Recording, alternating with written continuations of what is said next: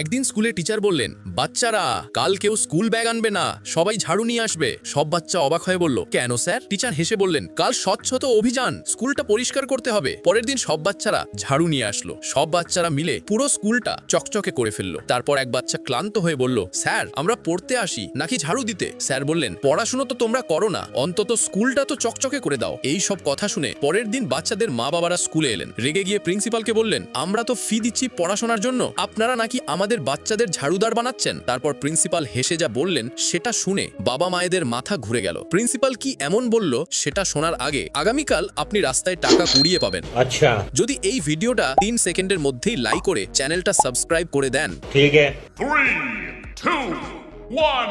তারপর প্রিন্সিপাল বললেন, আপনার বাচ্চা পড়ুক বা ঝাড়ু দিক, আমাদের তো সব কাজ অভিযানের নামে ফ্রি হয়ে যাচ্ছে।